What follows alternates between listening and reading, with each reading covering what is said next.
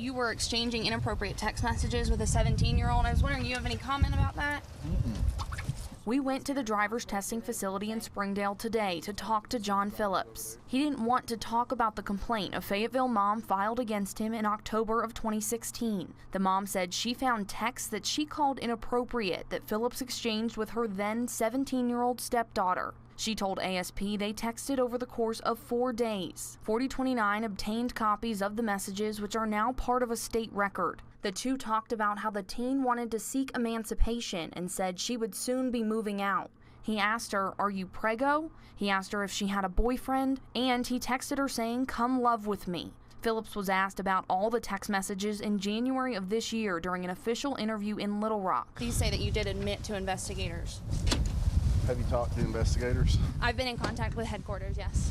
I would just ask them what they say about it. Okay, you have no comment you would like to share or anything like that? According to a transcript of Phillips' interview, he told investigators "come love with me" was an autocorrect mistake and that he meant to write "come drive with me." Phillips told investigators during the interview it was very poor judgment on my part. The case was closed in June when Phillips received a 5-day unpaid suspension.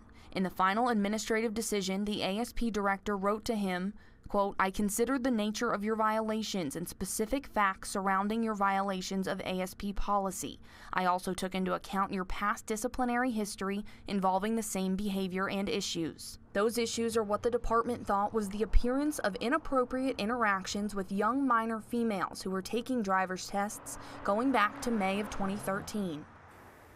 Now, a spokesman for the ASP declined an on-camera interview but provided this statement. Driver's license examiner John Phillips returned earlier this summer from a 5-day suspension without pay or benefits. He continues work in the same position as a driver license examiner held prior to the suspension.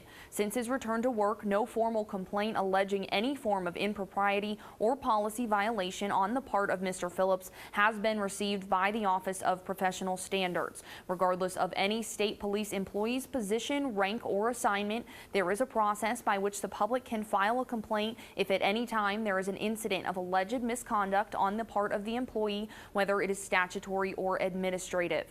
Now, Phillips also volunteers his time in local schools to talk about driver's education. The ASP spokesman said he can still do that as long as he has permission from his supervisor. Katie Davidson, 4029 News.